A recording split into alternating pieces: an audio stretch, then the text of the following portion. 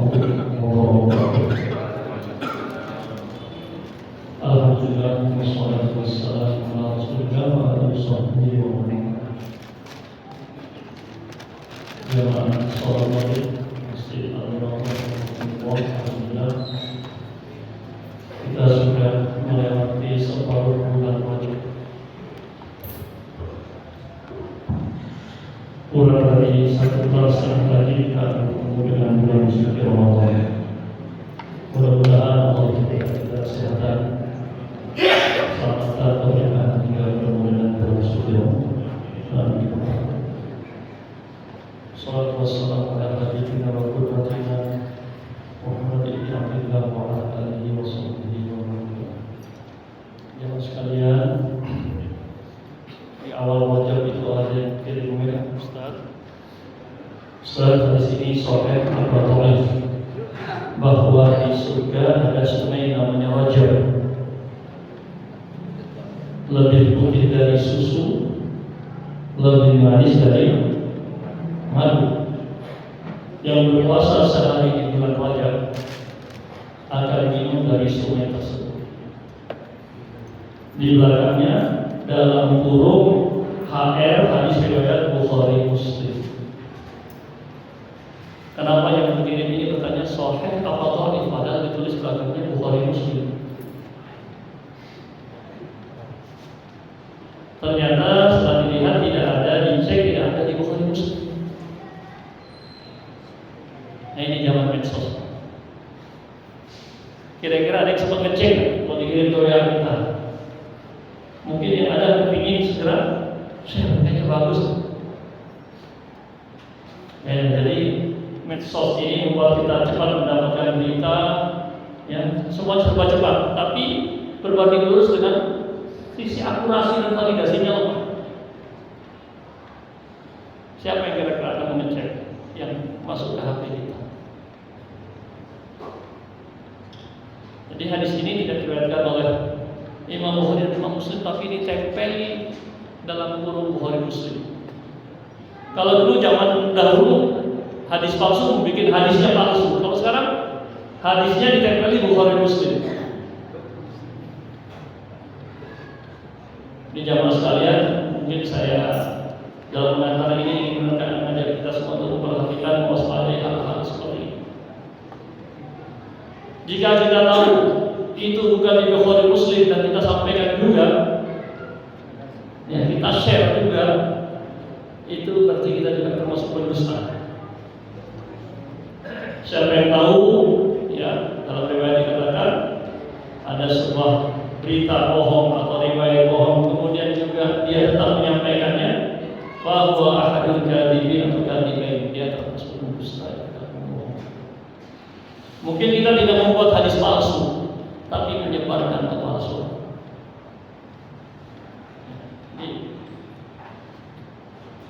Saya kira sunnah kita, hadis kita, Rasul kita tidak perlu diperkuat dengan kebohongan.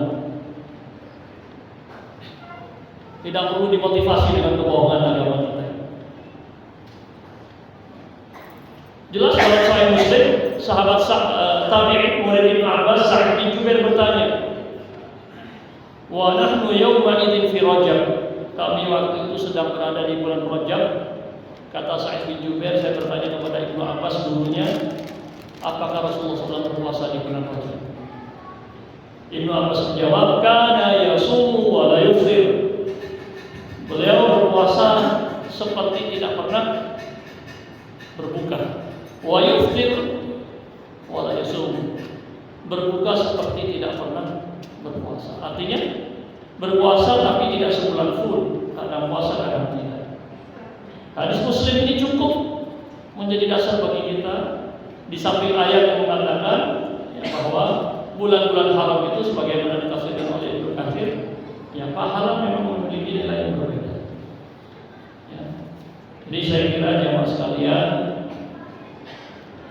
hadis-hadis yang puasa sehari akan sama ganjarannya dengan puasa 1000 tahun. 2 hari 2000, 3 hari 3000.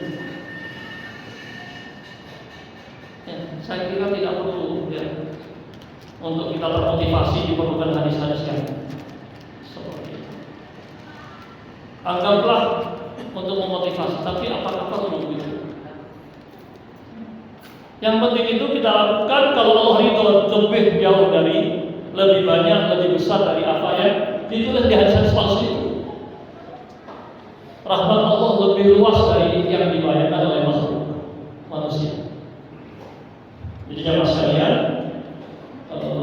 ini perlu kita waspada di zaman medsos ini, ya. Terutama menisbahkan kepada Rasulullah. Para ulama hadis sudah mengatakan kalau tahu hadis palsu, tidak boleh meriwayatkan hadis palsu, menyebarkan hadis palsu kecuali dijelaskan statusnya. Ini hadis palsu, boleh. Kalau hanya membiarkan seperti itu berarti kita juga ikut yang menyetujui mendukung kepalsuan. Jadi jangan sekalian, sekali lagi mari kita mewaspadai, ya. Karena kalau kita sengaja melakukan kedustaan, kebohongan atas nama Rasulullah SAW, ini tidak main-main. Memang salah satu konsekuensi beriman kita kepada Allah, kepada Rasulullah adalah tasdiquhu fima akhbar. Ya, membenarkan, mempercayai semua apa yang beliau sampaikan, yang beliau kabarkan. Tasdiquhu fima akhbar, ya. Membenarkan semua yang beliau sampaikan, semua yang beliau kabarkan. Kalau sudah hadisnya valid, sahih, hasan, maqbul, bisa dipakai, kita harus percaya. Ibnu Katsir dalam tafsirnya menyebutkan satu riwayat dari sahabat Adi bin Hatim. Dari sahabat Adi bin Hatim. Kata beliau, Rasulullah menyebutkan 3 hal yang memprediksikan tentang kondisi setelah beliau wafat. Bahwa nanti akan ada seorang wanita, seorang perempuan berjalan sendirian tanpa pengawal dari Hira, daerah Hira di daerah Yaman, sampai ke Mekah sendirian tanpa pengawalan, kemudian dia tawaf dengan tenang di bait. Kedua, kerajaan Persia, Kisra bin Hurmuz akan ditaklukkan. Yang ketiga, harta ini akan melimpah ruah sehingga zakat pun ditolak. Kata sahabat Ali bin Hatim, setelah Rasulullah wafat saya mendapati 2 hal. Betul, wanita, perempuan berjalan sendirian dari Yaman atau dari Hira sampai ke Mekah tanpa ada pengawalan dan aman-aman saja. Kemudian yang kedua, saya juga menyaksikan bagaimana Persia ditundukkan, ditaklukkan. Tapi saya belum menemukan yang ketiga. Tapi saya yakin akan terjadi di annahu sallallahu alaihi wasallam, karena Nabi qad qala. Nabi sudah mensabdakannya. Pasti akan terjadi. Benar, para ulama mengatakan di tahun 99 sampai 100 Hijriah ketika Khalifah Umar bin Abdul Aziz menjadi khalifah, rakyat makmur semuanya muzaki, tidak ada yang mustahil. Jadi 2 tahun dengan berbeda, 4 tahun zakat ditolak. Ini yang dikatakan oleh Ali bin Hatim, kalau Rasulullah sudah mensabdakan, saya yakin pasti terjadi. Saya yakin pasti benar. Kenapa? Karena Rasulullah sudah mensabdakan. Wa ma yantiqu, a'udzu billahi minasyaitonir rajim, wa ma yantiqu 'anil hawa. Beliau tidak mengucapkan dari hawa nafsu. In huwa illa wahyu yuha. Tetapi dari wahyu disampaikan kepada beliau. Jadi jamaah sekalian yang dirahmati Allah, perlu kita waspadai kebohongan terhadap Nabi sallallahu alaihi wasallam. Karena memang sejarahnya seperti itu dari dulu, orang memasukkan hadis itu. Motivasinya macam-macam, ada yang fanatik karena kelompoknya, karena madhabnya. Ada yang disebutkan oleh Islam itu at-tazalluf ila hukam, menjilat kepada penguasa. Bikin hadis palsu akan dapat hadiah. Kebetulan waktu itu khalifahnya sedang main burung, dibuatlah hadis palsu. Tidak ada perlombaan kecuali di mana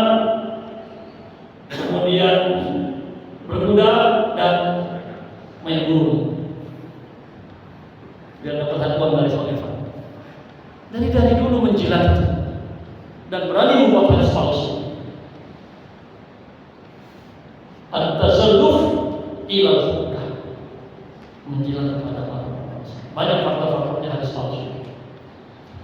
Karena itu jamaah sekalian, sebelum kita masuk ke kitab Zadul Ma'ad, tadi sudah disampaikan bahwa semua yang disampaikan Rasulullah pasti benar, ya, dan akan terjadi. Sebagaimana tadi dikuatkan oleh sahabat Ali bin Hatim radhiyallahu anhu. Ada satu hadis yang berisikan prediksi Rasulullah SAW atau tanambuhan tentang akhir zaman. Biasanya akhir zaman ini kan sejak Rasul diutus, berarti kita semua berada di akhir zaman. Ya, di Muslim, di Sahih, Rasulullah bersabda, "Bu'ithu ala wasa'ata lahatain." Bukhari. Saya diutus, jarak saya dengan kiamat itu sudah dekat seperti ini. Bersyaratkan dari tangan dan dari tubuh. Jadi istilah akhir zaman berarti sejak beliau diutus. Cuma kan relatif ya. 1400 tahun lebih kita itu sudah dekat kan tuh. Dekatnya seberapa ya? Sekarang dulu begini semakin dekat begini. Jadi beliau menyebutkan nanti akan terjadi di akhir zaman, nanti akan ada tanda-tanda kiamat. Umpamanya nanti di akhir zaman akan datang satu masa di mana perzinahan itu sudah seperti binatang. Di jalan-jalan umum manusia melakukan zina. Berarti pasti akan terjadi dari mana? Kalau sudah Rasul bersabda, hadisnya valid, pasti akan terjadi. Dalam hadis yang lain, nanti di akhir zaman masjid pun akan menjadi tempat obrolan tentang dunia. Rasulullah sudah mengatakan dan pasti akan terjadi. Di akhir zaman nanti akan ada pemimpin yang mari kita sebutkan apa? La taqumu sa'ah, tidak akan terjadi kiamat, hadis Ahmad dan Tirmidzi, sampai orang yang menjadi paling bahagia di akhir zaman itu hatta yakuna as'adan nas bid dunya luka bin luka kemarin katanya bahwa nanti di akhir zaman yang menjadi pemimpin itu anonim, namanya luka bin luka. Sifatnya adalah tidak memiliki ilmu, cacat secara moral, tapi dia berkuasa. Rasulullah sudah bersabda pasti akan terjadi. Kemudian hadis yang juga sering kita dengar, riwayat Ibnu Majah dan lainnya, nanti ya, akan datang sanawatul khadda'ah, tahun-tahun penuh tipuan. Dalam syariat disebutkan ada dua versi yang paling tidak. Yang pertama bahwa nanti banyak orang menjadi penipu, tukang tipu, ahli penipu. Yang kedua, cuaca pun menipu. Sekarang orang mancur banyak bergagal katanya. Hujannya kayak mau hujan gak jadi. Ini juga disebutkan dalam hadis. Tahun-tahun di mana cuaca pun menipu. Sanawat khadda'ah, cuaca pun menipu. Ini paling tidak saya jumpai ada dua keterangan dari tafsir ulama tentang tahun-tahun menipu. Orang yang memang tukang tipu atau cuacanya juga menipu.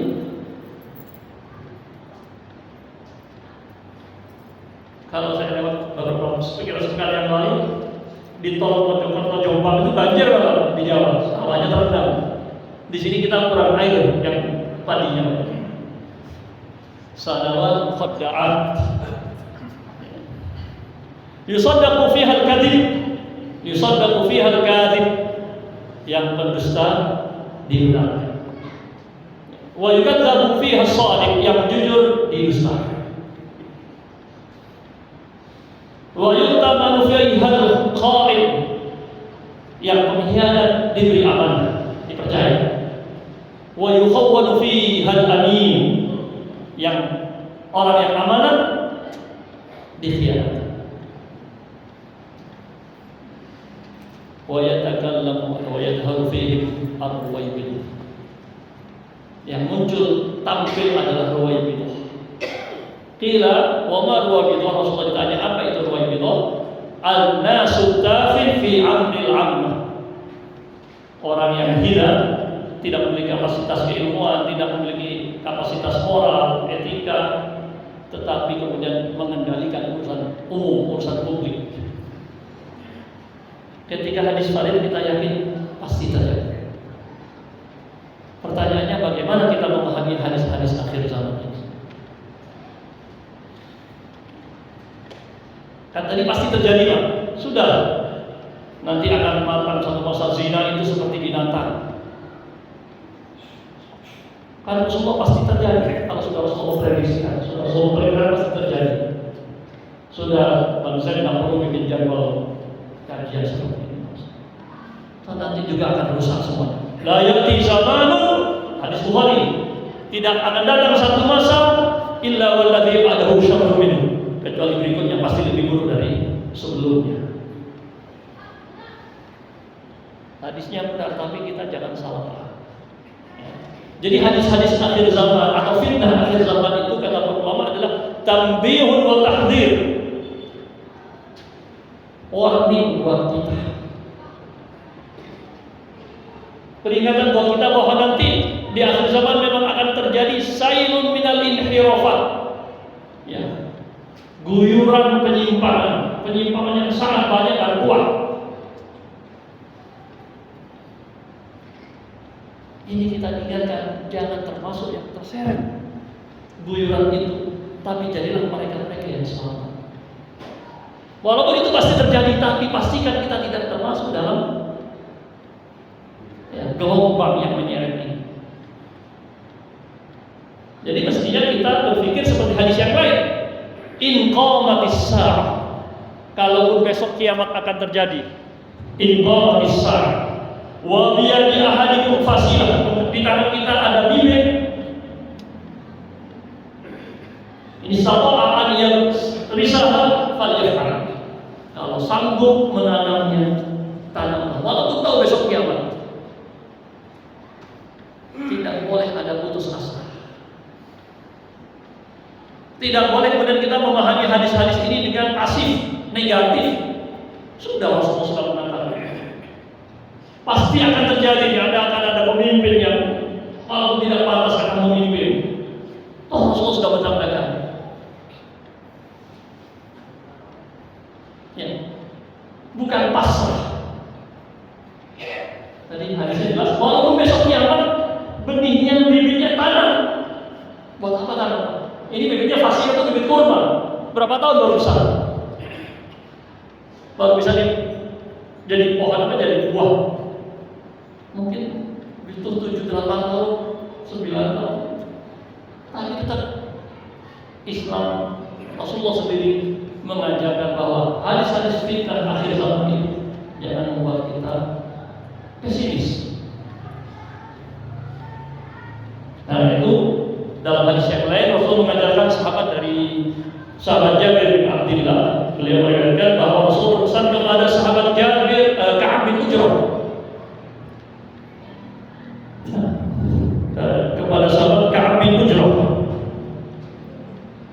ya Ka'ab ibn Ujrah, wahai Ka'ab bin Ujrah, u'iduka billah, u'iduka, terlalu dekat sini tertutup ya, jadi mundur sedikit. U'iduka billah, saya mohonkan perlindungan untukmu kepada Allah, min imarati sufaha, dari kepemimpinan orang-orang bodoh. Kemudian Rasul ditanya, ya Rasulullah oleh Ka'ab, wa ma imaratus sufaha, apa yang maksud dengan kepemimpinan orang-orang bodoh?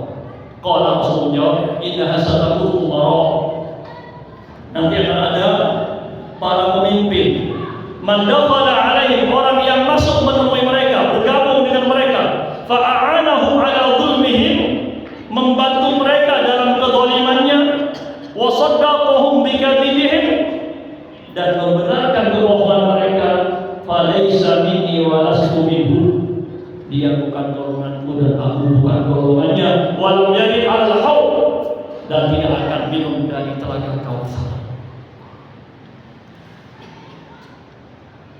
Jadi sejak Rasulullah masih hidup pun sudah mengajarkan para sahabat. Di sini sebagian sahabatnya adalah Ka'ab bin Ujrah untuk berlindung diri kepada Allah dari pemimpin-pemimpin yang bodoh. Bodoh di sini bukan tidak mungkin bisa jadi secara akademis bergelar bertitel atau, tapi di sini dikatakan mereka suka berbuat zalim, suka berbuat kedustaan, berbohong. Yang membantu kezaliman mereka, membenarkan kedustaan mereka, falaisa minni, dia bukan golonganku, walastu minhu, dan dia bukan golonganku, dan tidak akan minum dari telaga Kautsar. Enggak main-main. Dan bergabung dengan kebohongan, kezaliman, ya, itu bukan, ya, bagianku, golonganku, dan dia bukan dariku, dan aku bukan darinya, dan tidak akan minum dari telaga Kautsar. Sebaliknya, wa man lam yadkhul alaihim, yang tidak bergabung bersama mereka, wa lam yu'inhum ala dhulmihim, tidak membantu mereka dalam kezaliman mereka, wa lam yusaddiqhum bikadzibihim, tidak membenarkan kebohongan mereka, fa huwa minni, dia golonganku, wa ana minhu, dan aku bagian darinya, wa sayaridu alal haud, dan dia akan minum dari telaga haud Kautsar. Hadis riwayat Imam Ahmad, ya, dan isnaduhu qawi, dinilai kuat, ya, ala syarti Muslim, sesuai syarat Imam Muslim. Jadi minimal kita jangan bosan-bosan berdoa, berlindung kepada Allah dari pemimpinan yang buruk, dari kepemimpinan orang-orang yang buruk. Ini yang pertama dipesankan kepada kita, yang memahami tadi hadis-hadis akhir zaman, tidak dengan pasif, pasrah, bersikap tadi sudah betul, mempercayainya betul, tetapi bersikapnya salah. Kalau kemudian kita pasif, pasrah, percaya Bapak Rasulullah pasti benar, kan? Semua yang beliau sabdakan pasti akan terjadi, tetapi jika disikapi dengan negatif tadi, pasrah, itu tidak tepat. Ya. Kesulitan tetap Allah tidak akan membebani kita di luar kemampuan kita. Sesulit apapun itu fi maqdurina, pasti masih dalam batas kemampuan kita. Masih dalam batas kemampuan kita. La yukallifullahu nafsan illa wus'aha. La yukallifullahu nafsan illa ma ataha. Allah tidak membebani kita di luar kemampuan kita. Memang sulit, ya, serba sulit. Sumber daya terbatas, sumber daya terbatas. Tapi apakah kita tidak berlindung diri dari hal seperti ini yang tadi diajarkan oleh Rasulullah pada sahabat Ka'ab? Begitu. Yang kedua juga Rasulullah pesan mereka, ini juga sudah saya singgung kurang lebih pada pertemuan yang lalu sebagai komentar, untuk kita meluruskan motivasi hidup kita kembali, jangan karena dunia semata. Ya, hadisnya diriwayatkan oleh Imam Bukhari, jilid 3 halaman 111. Salah satu la yanzuru ilaihim yaumal qiyamati wa la yuzakkihim wa lahum 'adzabun alim. Ada 3 kelompok yang Allah tidak pandang mereka dengan pandangan rahmat pada hari kiamat, wa la yuzakkihim, tidak Allah sucikan mereka, wa lahum 'adzabun alim, mereka mendapatkan azab yang pedih. Yang pertama, rajulun kana lahu fadlun barin farid famana'ahu min sabil. Orang yang punya kelebihan air, ya, tetapi tidak mau berbagi dengan para musafir. Jadi secara umum orang yang tidak mau berbagi padahal dia berlebih, ya, ini tidak akan Allah pandang. Allah akan bersihkan bahkan bagi mereka azab yang pedih. Kelompok kedua, golongan kedua, rajulun baya'a imaman, orang yang membaiat imamnya, memilih pemimpinnya hanya karena la yubayyahu, tidak memilihnya, membaiatnya illa di dunia, kecuali karena dunia, motivasi dunia semata, ingin mendapatkan hal-hal duniawi semata. Fa in a'tahu minha radiyah, jika ia mendapatkan dari bagian dunia tersebut dia ridho, wa illam yu'tihi minha sakhit. Kalau tidak, ia kemudian marah. Jadi jemaah sekalian, sekali lagi memahami hadis-hadis akhir zaman ini, jangan kita salah ya, kemudian bersikap pasif karena begitu yakin Rasulullah pasti sabda beliau benar, sehingga kita memahami pasti terjadi, tapi kemudian menyikapinya salah. Ya. Jadi keyakinan kita bahwa semua yang disampaikan Rasulullah adalah benar, tetapi jangan salah menyikapinya, sehingga kita tidak bersikap pasif. Sekali lagi tadi hadis yang tadi yang sangat jelas, walaupun besok kiamat kita sedang berbuat mencegah kemungkaran dan mengerjakan kebaikan. Allah Ta'ala kita bisa kita 10 menitannya untuk membaca kitabnya. Kemarin kita sudah sampai faslun fi hadihi sallallahu alaihi wasallam fi nikahi wa mu'asyaratihi ahlahu. Petunjuk Nabi sallallahu alaihi wasallam dalam hal menikah dan berinteraksi dengan keluarga.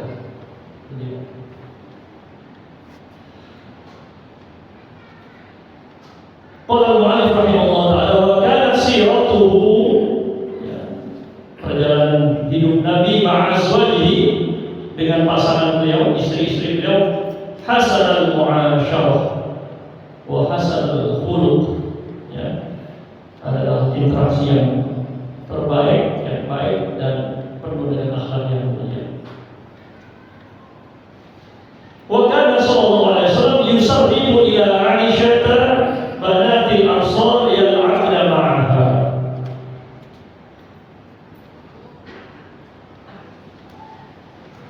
Rasulullah SAW mengirim diam-diam ya,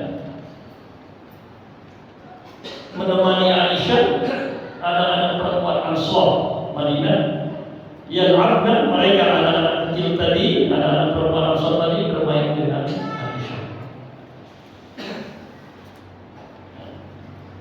Jadi Rasulullah tentu sangat sibuk.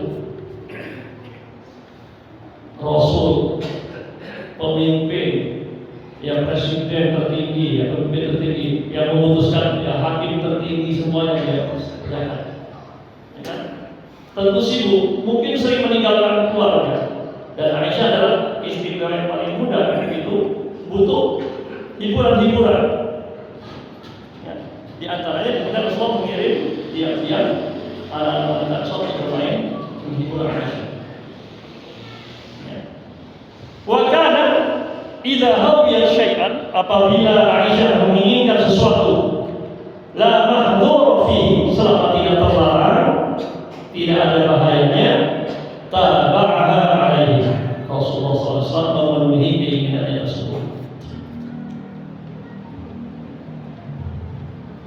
Jadi biasa ya kan, akhirnya yang sudah berkeluarga tahu, mudah-mudahan itu istri itu banyak maunya ya. Kata di sini, selama tidak terlarang, Rasulullah kalau bisa penuhi dipenuhi. Terutama di Aisyah yang paling muda ini, memang biasanya paling muda yang lebih dari satu. Ya.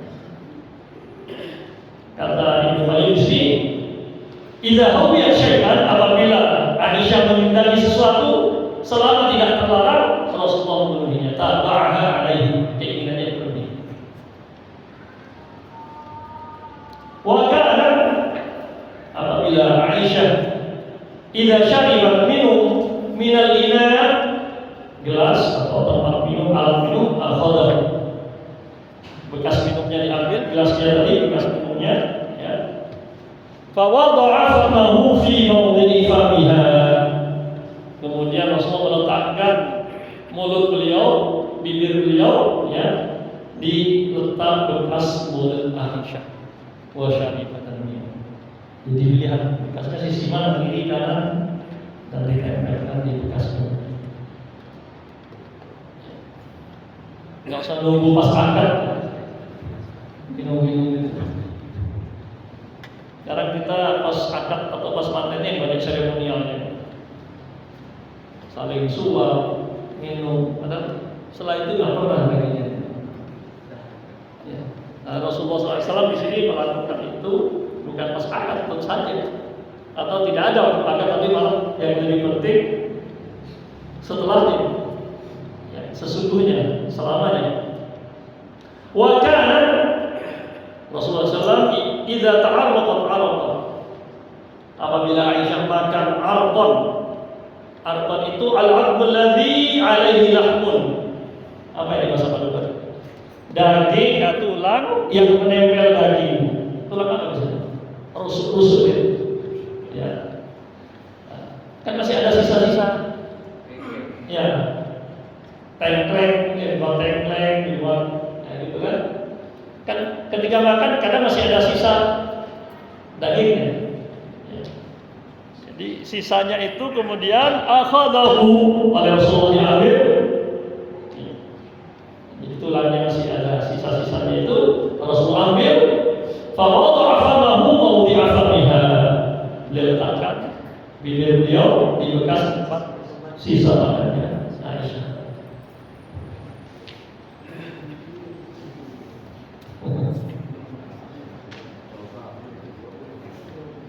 Ya, jadi bukan pas akad saja.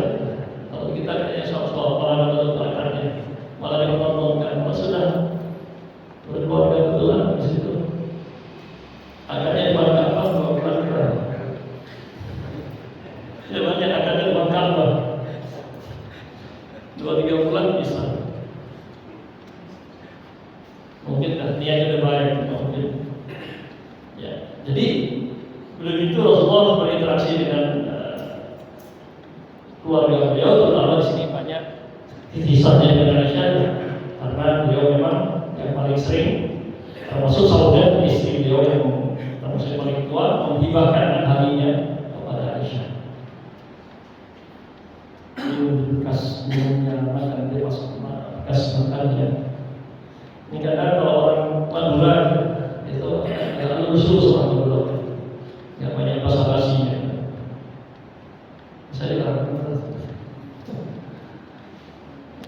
orang dulu atau orang Madura saya sekarang lama-lama begini, lurus-lurus saja gitu. Ya, lurus-lurus, bagus lurus-lurus. Cuma kadang terlalu lurus kayak gitu. Ya. Dilanjutkan, wa kana yattaqi'u fi hijriha, ada tiduran di belayarnya Aisyah. Yattaqi'u berlekat tiduran.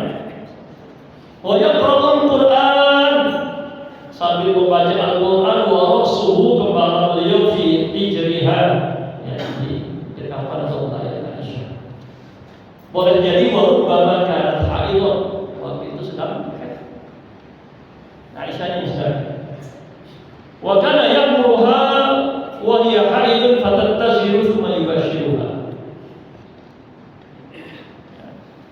Saat Aisyah sedang haid, beliau memerintahkan Aisyah untuk memakai izar, ya, pakai kemudian sampai izar, sarung terbang sampai. Kemudian beliau menggaulinya di atas sarung. Artinya nggak ada masalah haid ya di sini. Ini berbeda dengan apa namanya keyakinan Yahudi, bahwa kalau istri sedang haid atau wanita yang haid, istri sedang haid nggak boleh kumpul bareng, nggak boleh makan bareng, nggak boleh. Yang begitu. Jadi Rasulullah SAW di sini makan baca Quran, Aisyah sedang haid di dekat atau wilayah Aisyah. Wa kana yuqabbiluha wa huwa sha'im. Rasulullah SAW ya mencium Aisyah sedang Nabi saat puasa. Ada sahabat bertanya, gimana hukumnya? Boleh. Ada lagi yang datang bertanya, nggak boleh, beda-beda. Yang hanya pertama sudah tua, insya Allah aman. Yang pertanyaan kedua masih muda, Rasulullah. Apalagi pengantin baru. Jadi fatwa itu tergantung pertanyaan dan sikonnya. Bukan hukumnya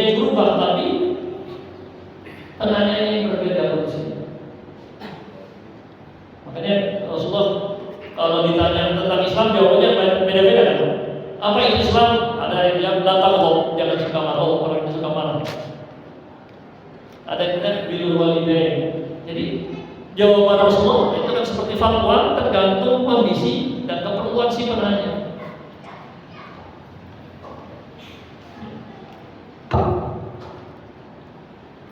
Wa kana min lutfihi wa husni khuluqihi ma'a ahlihi annahu yumakkinuha min al-la'ib.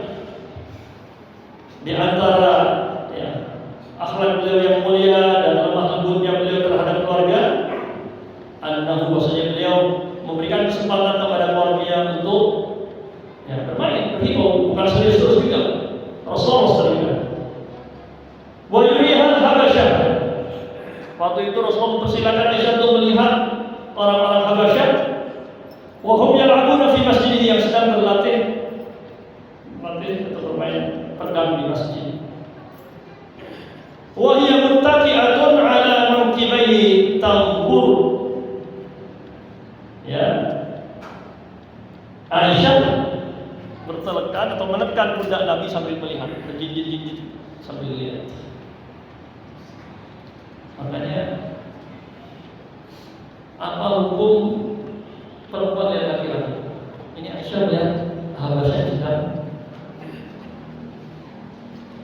latihan. Kalau laki-laki lihat perempuan nggak boleh sekali mahram. Sekarang perempuan lihat laki-laki boleh. Nanti dia, nanti kita. Kita nggak boleh laki-laki. Boleh? Gimana? Boleh. Nanti dia. Menang deh 1-0. Jadi waktu itu Rasulullah SAW ada hadis Fatimah siapa? Binti Qais.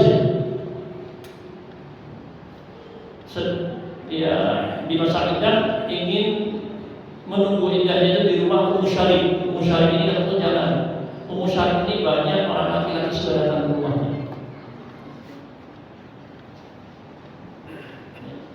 Beriddahlah di rumah Abdullah bin Ummi Maktum.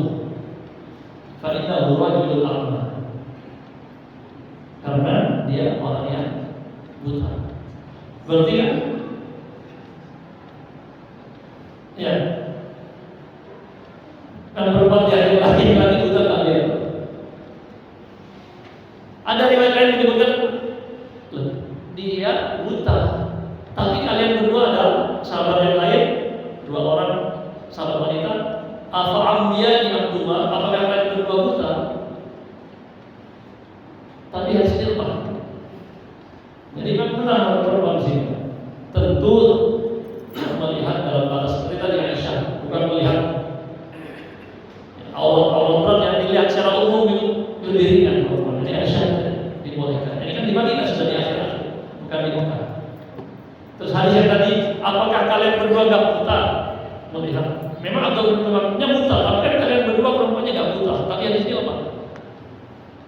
Jadi dalam hal ini perempuan menang sih.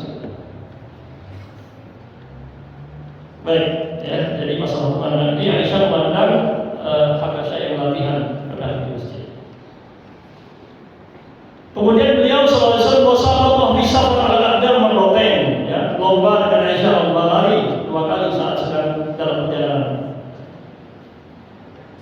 Wa tadafa'a fi khurujihima min al-manzil 5 marratan. Pada satu kesempatan rebutan keluar dari pintu rumah. Kerja. Jadi rebutan keluar pintu.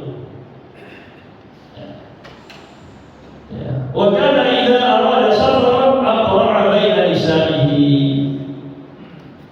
Kalau ingin bepergian, beliau mengundi di antara istri-istrinya. Fa'ayyatuhunna kharaja sahmuha kharaja biha ma'ahu. Siapa yang keluar, namanya dia yang keluar, maka dia keluar bersama Nabi pergi ikut perang. Ikut safar. Ya, ikut safar.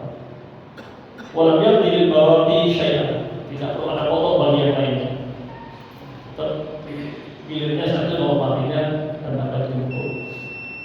Rasulullah SAW khairukum khairukum li ahli wa ana khairukum li ahlihi wa ana khairukum li ahli. Sebaik-baik kalian adalah yang terbaik untuk keluarganya, kepada keluarganya, dan saya adalah orang yang terbaik kepada keluarga.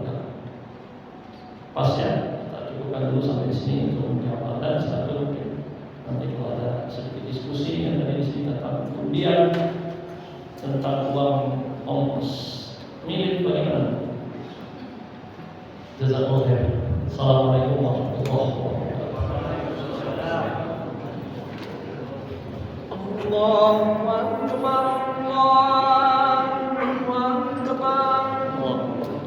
Allahu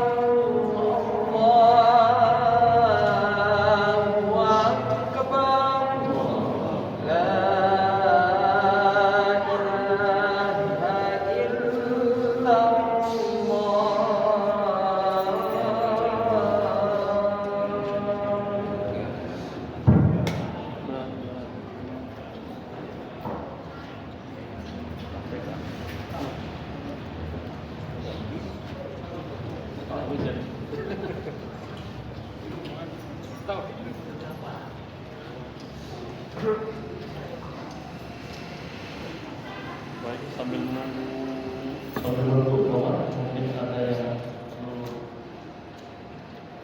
tangannya, Pak.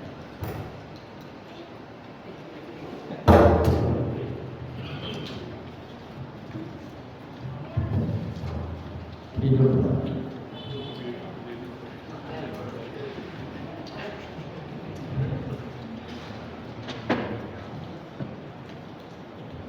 Silakan, mungkin ada yang perlu diluruskan, ada yang disampaikan, atau ada yang perlu didiskusikan.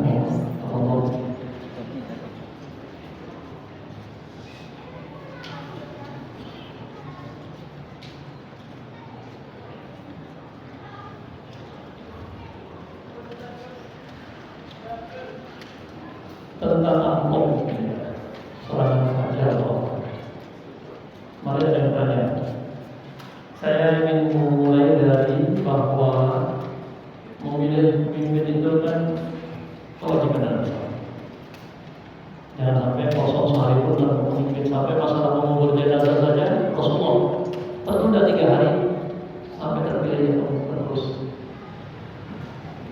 Nah, Rasulullah tidak langsung dikubur, kurang lebih tertunda 3 hari karena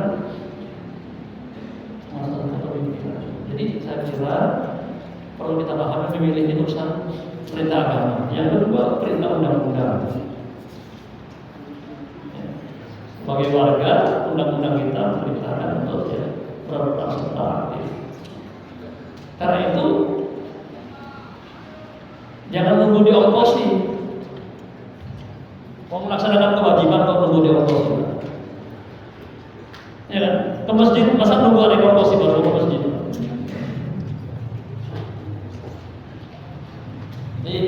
Ini yang mungkin perlu kita edukasi bahwa ini kewajiban kita sebagai umat dan sebagai warga negara. Jangan nunggu diongkosin. Kalau ini menjadi kesadaran, insya Allah ya politik uang itu. Tapi kan kita, saya nggak kerja kalau alasan orang yang nelayan, mungkin saya nggak melaut hari ini. Tapi kan itu kewajiban kita walaupun nggak melaut. Jadi jangan nunggu diongkosin. Kita ke masjid masa nunggu diongkosin.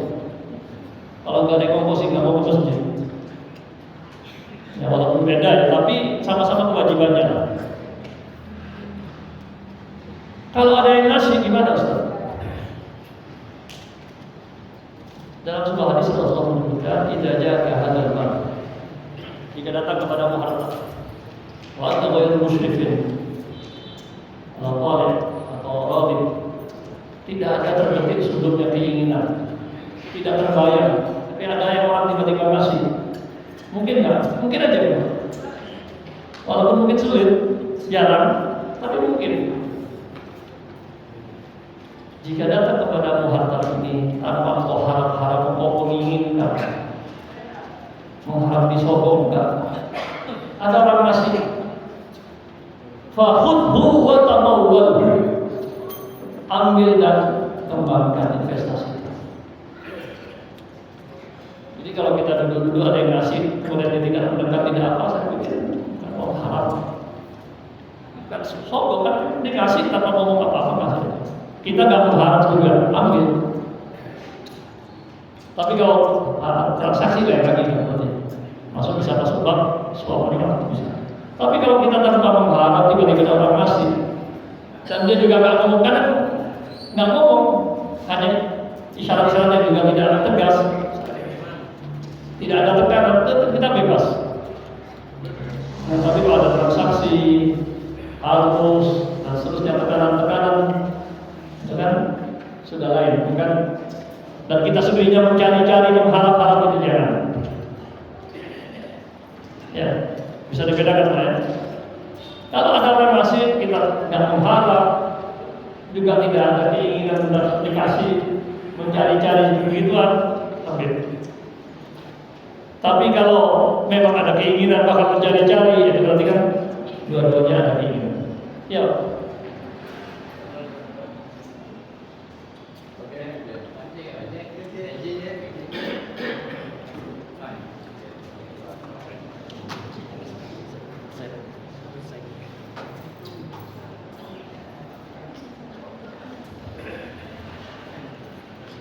Assalamualaikum Ustaz. Waalaikumsalam.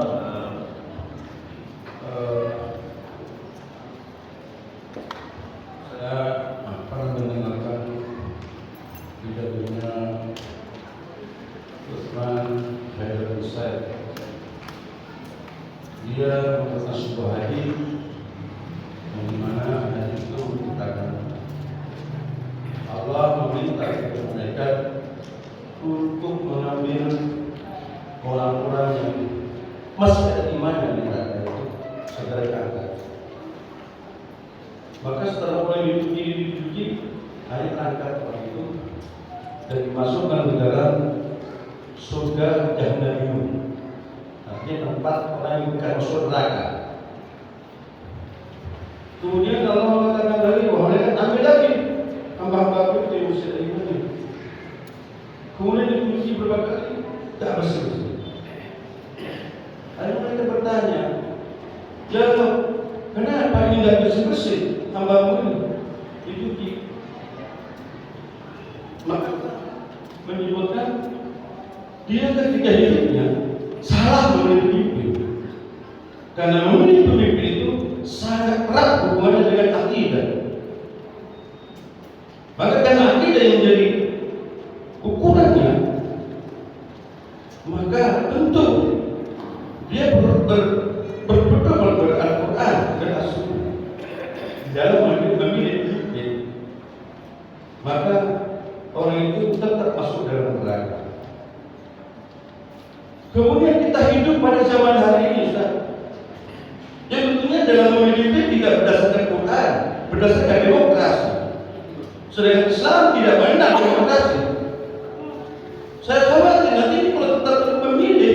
pemimpin, jangan-jangan kita salah oleh pemimpin. Ini gimana, Ustaz? Kalau fikih dijelaskan, Ustaz. Ya. Assalamualaikum. Kalau dalam fikih itu kalau bicara di fikih itu tidak banyak menyinggung prosesnya, tidak banyak menyinggung sistemnya apa, prosesnya bagaimana. Ada satu kondisi kan saya kita dengar, kalau pemimpin itu sudah terpilih kan wajib ditaati.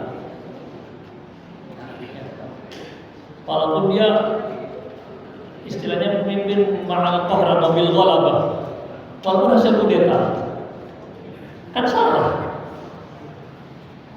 Ya kalau di babak ya kalau sudah jadi pemimpin walaupun hasil yang salah ada kudeta, artinya prosesnya bisa jadi beraneka ragam. Kalau lihat sejarah dari Rasulullah kepada Abu Bakar, Rasulullah tidak hanya memberikan isyarat-isyarat ketika beliau sakit yang menjadi terus imamnya Abu Bakar, tapi tidak menyebutkan syarat terus saya adalah Abu Bakar.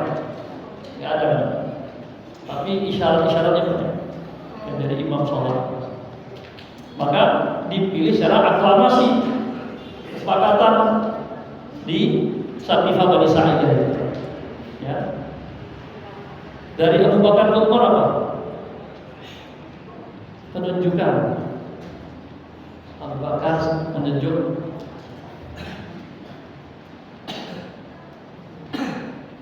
Dari Abu Bakar ke Utsman apa? Dari Umar ke Utsman apa sistemnya? Syawarah, perwakilan, ahlul halli wal aqdi. Jadi kalau ditanya di sistem ada yang ada dalam Quran dan Sunnah apa? Gak disebutkan cara memilih seperti apa. Yang penting maslahatnya. Jadi kalau bicara sistem, sekarang saya tanya tadi, sistem Quran Sunnah apa? Gak menyebutkan secara dia memberikan apa poin-poin dawabit koridornya, al-hadith, musyawarah. Bentuknya apa kan nggak disebutkan Pak? Bentuk suksesi itu ada nggak? Kalau kita lihat khulafaur rasyidin yang kita harus ikuti kan, alaikum bisunnati wa sunnatil khulafair rasyidin al-mahdiyyin min ba'di. Dari mereka, dari Abu Bakar ke Umar ke Utsman, itu beda-beda. Ada aklamasi, ada penunjukan, ada perwakilan. Artinya itu warisan mereka kepada kita. Makanya kenapa di bab fikih itu tidak menyinggung secara detail model bentuknya. Bahkan sampai yang terpilih salah pun, kalau sudah diperkosa, kalau dilawan malah mudaratnya lebih banyak, kan? Nah sekarang yang banyak dipakai sistem demokrasi. Sebenarnya sistem itu kan lebih ke sistemnya atau yang penting orangnya Pak. Sistemnya bagus, orangnya nakal.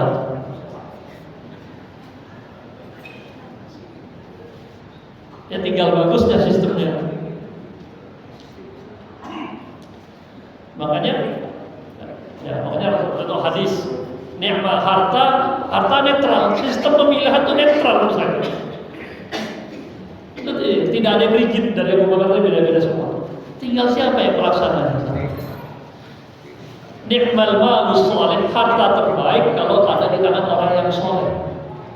Sistemnya yang terbaik kalau ada di orang-orang yang baik, yang jujur, yang amanah. Oh sistem kerajaan, oke. Sistem kerajaan bagus kalau rajanya pas bagus Pak. Kalau rajanya pas diktator, parah. Jadi kan kembali ke orangnya. Sistem bagus, pelaksananya kacau ya. Apalagi sistemnya memang dibuat celah, tambah parah. Minta izin pada dirinya sendiri benar.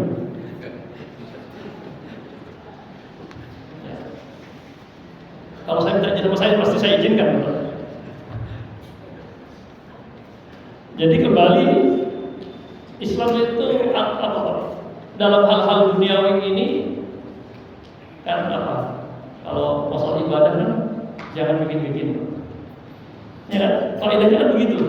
Al aslu fil ibadati haram illa ma dallat dalil alaiha. Hukum asal ibadah itu nggak boleh buat haram kecuali ada dalilnya kan itu. Wal aslu fil muamalati, hukum asal muamalah itu bebas, mubah. Huwal ladzi khalaqakum ma fil ardi jami'an. Kita silakan mengatur kecuali yang sudah dibatasi larangannya. Yang nggak boleh kan aturannya, zalimnya, sistemnya. Ada Allah tidak tahu. Jadi sepemahaman saya tadi bukan semata-mata di sistemnya, ya, tapi lebih kepada pelaksanaannya. Karena itu kenapa kita bentuk pribadi-pribadi yang baik ketika menjadi pelaksana, jadi panitia, tidak ikut-ikutan jadi pemain. Wasitnya jadi pemain, ya seperti jadi sepak bola gajah skornya diatur kan, gak rasa dulu. Wasitnya jadi pemain kan skor. Jadi saya kira sistem itu nggak kaku, karena antum a'lamu bi umuri dunia, urusan keduniaan ini sosial, politik, ekonomi ini kan berkembang. Koridornya apa, batasannya Islam ya membuat aturan tadi. Jangan zalim, jangan curang, musyawarah, mufakat, adil, itu yang dibatasi. Sistem peradilan ada dalam hadis, iya. Nanti akan datang ya, raja-raja. Ada sistem kerajaan dalam hadis, tapi bukan berarti itu menunjukkan disebutkan sebagai satu-satunya sistem. Kalau rajanya bagus, kerajaan itu bagus. Ke bawahnya bagus. Tapi kalau sudah diktator, mulukan jababirah, raja-raja diktator. Wallah, mudah-mudahan jadi kita tidak perlu disibukkan terlalu pada sistemnya, tapi bagaimana ya, kita ini ya bangsa, rakyatnya, pemimpinnya itu katanya kan pemimpin itu ya wajah dari rakyatnya kan. Kama takunu yuwalla alaikum. Sebagaimana kondisi kalian berada, dan situlah lahir pemimpin kalian. Dan kita sekali lagi sebagai tema yang depan di awal tadi tidak boleh pesimis, kita tetap ya optimis, kita membangun ya individu muslim, pribadi muslim kan, kalau dia amanah, kalau dia jujur, ya siddiq tadi, kemudian dia memiliki ilmu fatonah, ya ilmu sifat-sifat kenabian yang perlu kita tiru itu, mudah-mudahan nanti lahir juga pemimpin-pemimpin yang seperti itu. Ya, Allah Ta'ala alam. Jazakumullahu khairan, subhanallahi wa bihamdihi, asyhadu an la ilaha illa anta, astaghfiruka wa atubu ilaik. Wassalamualaikum warahmatullahi wabarakatuh.